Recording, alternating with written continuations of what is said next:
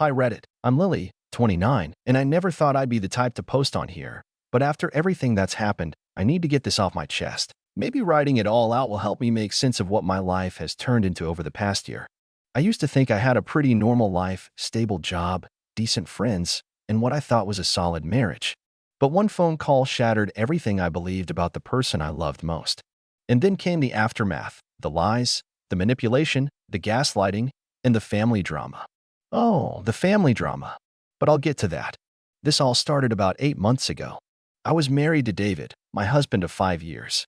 We met in college. He was charming, the kind of guy who knew exactly what to say to make you feel like the most important person in the room. He wasn't flashy or overly affectionate, but he was dependable, or so I thought. Our relationship had always been a bit one-sided, but I chalked it up to differences in personality. I'm more quiet and thoughtful. David's not.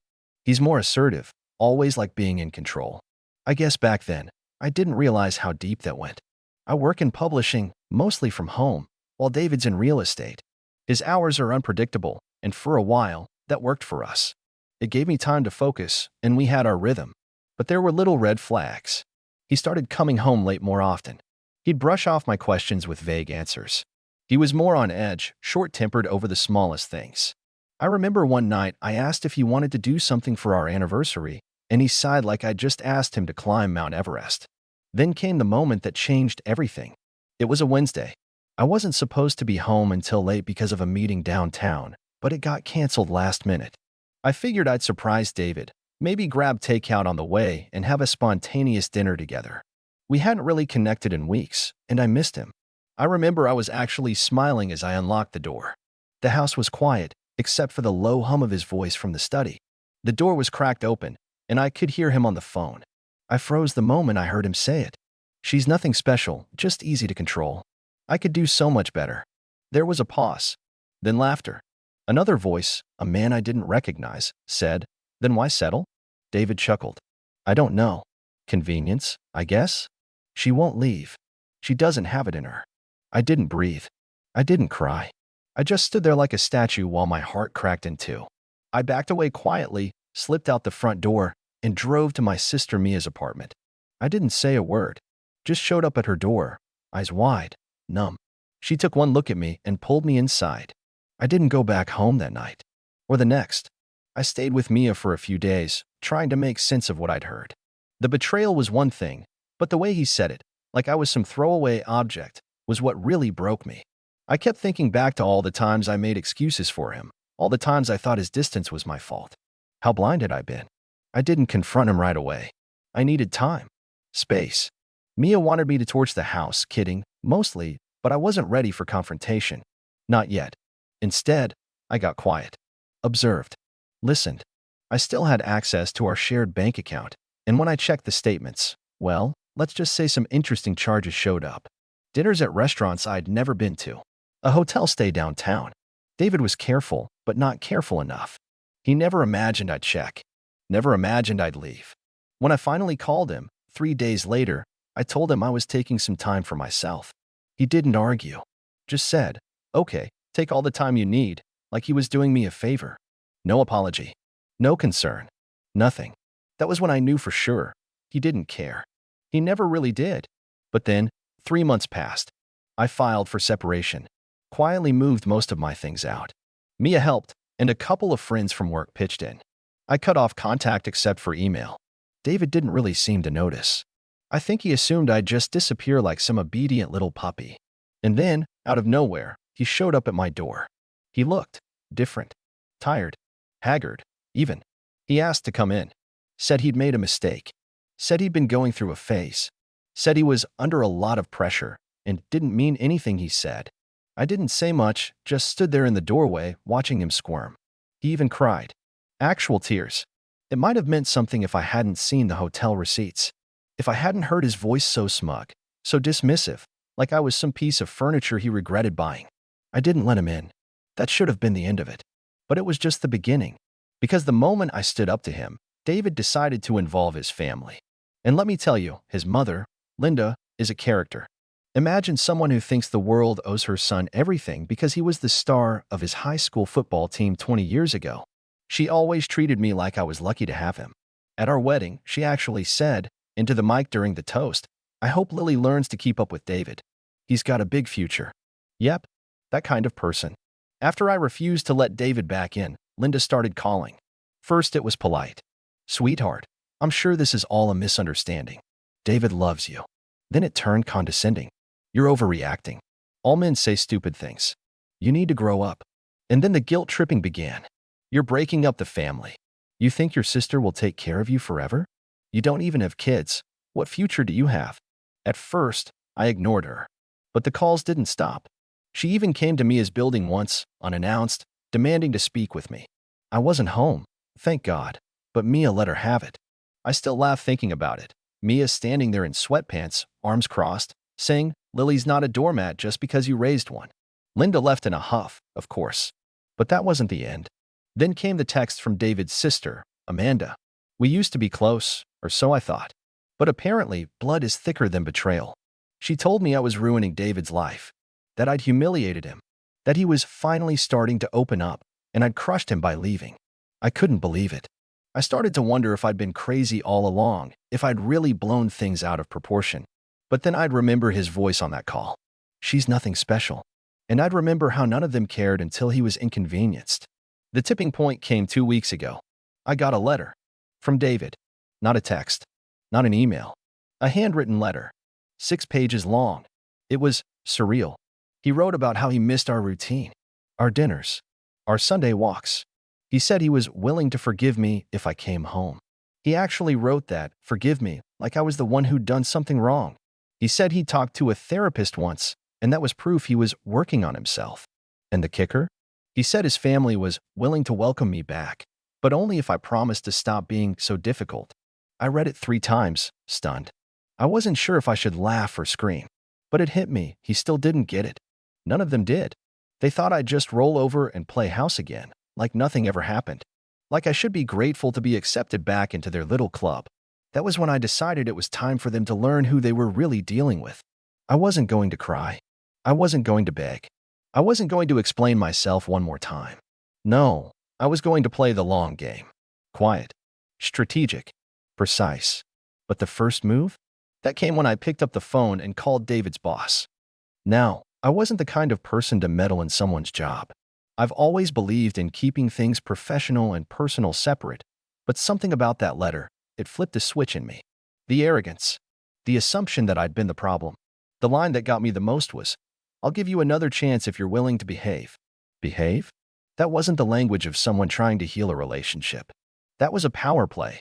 And for the first time in a long time, I realized just how much of my life I'd spent being small. Shrinking myself down so David could feel bigger. Being agreeable so his mother wouldn't call me moody. Pretending I didn't hear their jabs over dinner, their little comments about how I wasn't ambitious enough or outgoing like David's exes. So no, I didn't feel bad when I called his boss. I didn't do it to get him fired. That wasn't the point. I just asked a few questions. Innocent questions, really. I knew David worked for a boutique real estate firm, very reputation-driven. They had high-end clients, the kind who cared deeply about image. I called and asked to speak to someone in HR, said I was considering working with one of their agents, and that I'd like to know if the firm had any policies in place about their agents speaking disparagingly about clients or spouses in public. Hypothetically, I said, what if I overheard one of your agents say something truly awful about his wife? On speakerphone? Would that concern you? The woman paused. I could hear her typing. Well, yes, that would be highly inappropriate, she said slowly. Do you have a name? I told her I didn't feel comfortable saying, that I just wanted to know their policy. She explained they take professional conduct seriously and thanked me for calling. I hung up with a strange calm in my chest. I didn't need to burn his world down. I just needed to make him sweat. Let him feel the pressure. Feel out of control for once. And apparently, it worked. Because the next day, I got a voicemail from David. His voice was tight, almost panicked. Hey, Lily, weird thing happened today. Someone from HR said they got a complaint about me. Not sure what that's about. But if it was you, can you just, call me? I think we need to talk. I didn't respond. 2 days later, Amanda texted me. What did you do? David's on edge and Mom's furious. You're seriously going too far. That made me laugh out loud. Going too far? I hadn't even started. But then the calls started again. Not from David. This time, it was Linda. She left a voicemail so long I had to delete it halfway through. She accused me of sabotaging her son's future, of playing games like a bitter little girl, and then she ended it with, "You always were unstable. David tried to save you." That part got to me. Not because I believed it, but because I realized something. This was never just about David. It was about control, power. This entire family had created this illusion of David as some perfect golden child, and anything that threatened that image, me, my independence, my silence, had to be destroyed. That's when I remembered something important. David and I had a shared storage unit downtown. Mostly it held his stuff, old sports trophies, childhood books, and boxes of files he never got around to digitizing. But there were a few things in there with my name on them, too. Legal documents, photos, journals. So, I went to the unit, and that's where I found something that shifted everything. I was sorting through the boxes labeled with my name when I found a small, unmarked envelope. It was tucked between old notebooks, ones I'd filled with story ideas when I was still dreaming of writing a novel. Inside the envelope were several folded-up receipts. At first, I thought they were just old credit card slips, but as I opened them, my hands went cold. They weren't just receipts. They were copies of charges I hadn't seen on our shared bank account. Restaurant bills, hotel stays, jewelry, spa visits, all in another city 2 hours away. The name on the receipts? Samantha D. I didn't know a Samantha, but judging by the dates, this Samantha had been around for over a year. Suddenly, everything clicked into place. The late nights, the indifference, the way he looked at me like I was in the way. He hadn't just been venting to a friend on the phone, he'd been building a double life. With someone else. And he'd been careful enough to keep her out of the shared accounts, but careless enough to store the proof where I could find it. I sat on the cold cement floor of the storage unit and stared at those receipts for a long time. Not crying, not even shaking, just thinking. And that's when my revenge plan evolved. I wasn't going to yell. I wasn't going to storm his office or post about him online. No, I was going to dismantle him the same way he tried to dismantle me. Silently, strategically, piece by piece. I started gathering everything. Photos, receipts, screenshots. I compiled it all into a neat little file, organized, dated, timestamped. Then I contacted an old friend from college, Ella, who now works as a freelance journalist. I didn't give her everything. Just enough. A whisper. A tip about a real estate agent who might be hiding more than a few secrets. She said she'd look into it. In the meantime, I booked an appointment with a divorce lawyer. A real one this time. No mediation. No compromise. And just when I thought I had control of the situation, I got a message from Mia. "Hey, call me. Now."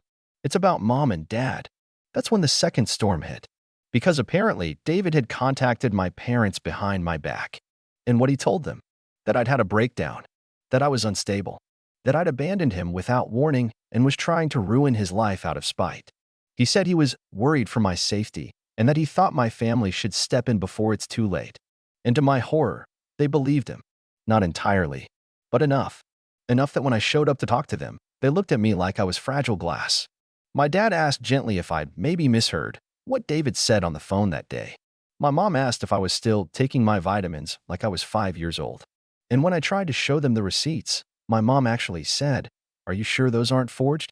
I wanted to scream. Instead, I left. I walked out of that house shaking. Not from sadness, but from a fire rising in my chest that I hadn't felt in a long time. They didn't believe me. They didn't believe me. And David, he knew they wouldn't. He knew exactly how to twist the narrative. Knew that my quiet, private nature could be used against me. But he forgot one thing. I'm quiet, but I'm not weak. I didn't go home that night. I couldn't. I drove around for a while with no destination, the city lights blurring through the windshield as my thoughts raced. I wasn't crying. Not exactly. But there was this crushing pressure in my chest, like I was holding my breath without realizing it. I ended up back at Mia's, keys shaking in my hand as I opened the door. She was already waiting, barefoot, arms crossed, wearing one of my old hoodies. She didn't ask what happened. She just handed me a mug of tea and said, "We're going to fix this." That sentence shouldn't have made me tear up, but it did. Because for weeks I'd been bracing myself alone, and suddenly I wasn't. The next morning, I decided to stop playing defense. First, I wrote a letter. Not to David. To my parents. A long, detailed letter with everything laid out. The phone call I overheard. the receipts I found, the storage unit, the voicemail from Linda, the manipulation. I wrote plainly and carefully. No drama. No poor me. Just facts. Evidence. My story.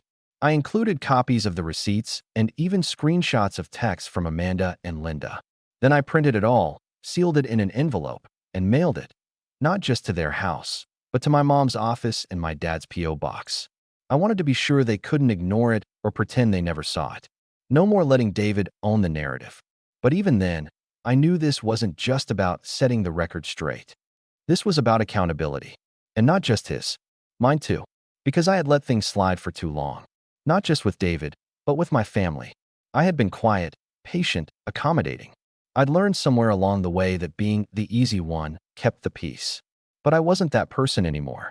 A few days passed. Then my mom called. She didn't apologize, not really. She just said, "I read your letter." That was it. A pause. Then, "Why didn't you tell us sooner?" I almost laughed. The question was so simple, so naive, that I didn't even know how to answer. I think I mumbled something like, "I wasn't sure you'd believe me." She got quiet after that. Said she needed time. Said she didn't know what to think. I said okay and hung up. That evening, Mia and I were in the kitchen when I got the next message. It was a photo from an unknown number. At first I couldn't tell what it was, just a blurry image of papers scattered on a desk. Then another photo came in, this time clearer. It was a screenshot of a draft email from David to a legal contact. The subject line? Urgent, confidential settlement terms. I stared at it. Another photo came through. This one showed a bullet point list. At the top, in bold letters, non-disclosure clause. No public statements. Return of personal property. And then the final line. In exchange, client agrees not to pursue any legal claims. I felt cold all over. This wasn't just a groveling husband trying to save face anymore. This was a calculated attempt to shut me up. And somehow, someone wanted me to know. I stared at the number. No name, just digits. I texted back, "Who is this?" No reply. I called. Straight to voicemail. For the rest of the night, I sat with that feeling in my gut, that twisted, heavy certainty that something bigger was happening behind my back. David wasn't scared. He was cornered, and he was preparing for a counterattack. The next morning, I got a call from a lawyer. Not mine, David's. She was polite, almost apologetic. Said she wanted to extend an offer to resolve things amicably. I asked what that meant, and she said, David is prepared to offer a generous financial settlement, provided certain boundaries are respected. Boundaries, I said. You mean silence. She hesitated. Confidentiality. For both parties. That was the moment I realized. David was terrified of the truth getting out. Of people learning who he really was. Not just his family, but his clients, his firm, the image he built so carefully over the years. He wasn't worried about me leaving. He was worried about me talking. I told her I'd consider it. Then I called Ella. "I think I'm ready," I told her. "I want to share the story." Ella was cautious. She asked me if I was sure, reminded me what that might mean for my privacy. But I was done hiding. I didn't want revenge in the traditional sense anymore. I didn't want to ruin his life. I wanted to reclaim mine. I wanted the version of me that existed before David, before Linda, before all of it, before I started defining myself by what other people needed me to be. We agreed to meet the next day. Ella said she'd bring a recorder and a list of questions. She wasn't going to publish anything without my approval, but she wanted to get the story down, just in case. But later that night, just as I was starting to feel strong again, something happened that nearly broke me. Mia and I had gone to bed early. Around midnight, there was a knock at the door. At first, we thought it was just a neighbor. But then came the voice. It was Linda. "Lily," she called out. "I know you're in there. We need to talk." I froze. Mia jumped up, marched to the door, and looked through the peephole. Then she turned to me and mouthed, "She's not alone." There were at least two others outside, figures in the shadows. One of them, we assumed, was Amanda. Mia flipped the lock, but didn't open the door. "You need to leave," she said, her voice firm but controlled. "Please," Linda said. "This has gone far enough. We just want to talk." "No," I said, loud enough to be heard. "We're done talking." There was silence. Then Linda's voice turned cold. "You think you're strong now, don't you? You think people are going to believe your little sob story?" I didn't answer. "Let me remind you," she said. "You were nothing before David. We gave you everything. and we can take it all back. That last line hit like ice water. Mia lost it. You're lucky there's a door between us, she snapped. Get off our porch before I call the police. There was some muttering, a sound like shuffling feet. Then silence. They were gone. But something about it didn't sit right. That tone in Linda's voice. That threat. I felt something shift in me again. Not fear, exactly. Just clarity. This wasn't going to be a quiet ending. This was war. And I hadn't even played my best card yet. Because there was one person left who hadn't heard the truth. David's firm. Not just HR, but the partners. And I had a way in. After that night, I didn't sleep. I sat by the window until the sun came up, heart pounding, staring at the empty street. Mia was furious. She paced around the apartment muttering things like, that woman needs to be institutionalized, and one more knock on that door, and I'm getting a restraining order. But me? I wasn't angry anymore. I was focused. Clear. For months, I'd let them make me feel small. They twisted the story, turned my family against me, treated me like a disposable object. But now I had something more powerful than any insult or intimidation, the truth. And it was time to let it speak. Remember how I said I had a way into David's firm? Turns out, one of the partners, Mark, was an old client of my publishing company.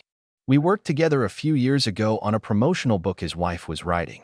It was a cookbook, actually beautiful photography, high-end recipes, very glossy. We'd stayed in touch casually, the way people do when they genuinely like each other but live in different professional worlds. I sent him a message. Nothing dramatic. Just, hi Mark, I hope you're well. I have some information regarding one of your agents that you may want to be aware of, especially given your firm's reputation. Let me know if you're available for a quick call. Lily. He responded within the hour. Give me 10 minutes. That call was the most composed I've ever been in my life. I told him everything. The hotel receipts, the manipulation, the phone call I overheard. I emphasized that this wasn't a personal vendetta. I wasn't asking for David to be punished. I simply thought they should be aware of the kind of man representing their firm, especially when some of those business dinners listed on the receipts had been paid for with a company card. There was a long silence on the line. Then Mark sighed and said, you know, I had a feeling. He thanked me, said he'd look into it quietly, that I wouldn't hear from him again, but that I'd likely see the results. And true to his word, I never heard back. But 2 weeks later, David's profile disappeared from the firm's website. Just gone. No farewell post. No moving on to new opportunities. Erased. And that wasn't all. Ella and I published the story. We didn't name him outright, but the details were unmistakable for anyone who knew him. The piece was framed around the broader issue of emotional manipulation and control in marriages. How subtle abuse isn't always bruises or screaming matches. Sometimes it's whispered dismissals, financial control, or rewriting someone's reality until they don't recognize themselves anymore. It was raw, but it was honest. The story blew up. Not viral, but enough. It got picked up by a few relationship blogs, then a podcast. I didn't expect the messages that followed, hundreds of women writing in, sharing their own stories, thanking me for making them feel seen. I cried reading them. All that pain I'd been holding, suddenly, it wasn't just mine. It meant something. David, meanwhile, tried to contact me 3 times. First through email, saying I'd gone too far. Then through a mutual friend claiming he was devastated by how I portrayed him. And finally, he showed up again. At Mia's, this time during the day. I didn't answer the door, but Mia did. I still don't know exactly what she said to him out there on the porch, but he left with a look on his face like he'd been hit by a truck. I haven't seen him since. As for his family, Linda went quiet after she realized the public was no longer on her side. Amanda blocked me. My parents, well, they're still trying to wrap their heads around it all. My mom called a few weeks ago, said she didn't realize how bad it had been, and that she was sorry for doubting me. It wasn't the perfect apology, but it was something. And me? I moved out of Mia's place and got a little 1-bedroom on the other side of the city. It's not fancy, but it's mine. I bought a tiny espresso machine and a bookshelf I assembled by hand. I started writing again. Not just stories for clients, but my stories. My voice. I even finished that novel I started years ago. People always think revenge is about destruction, blowing up someone's life, watching them suffer. But for me, revenge was quieter. It was reclaiming the pieces of myself he tried to erase. It was telling the truth. It was refusing to disappear, even when they begged me to. Especially when they begged me to. David thought I was easy to control. He was right about one thing. I'm nothing special. I'm just free. And that's more than he'll ever be.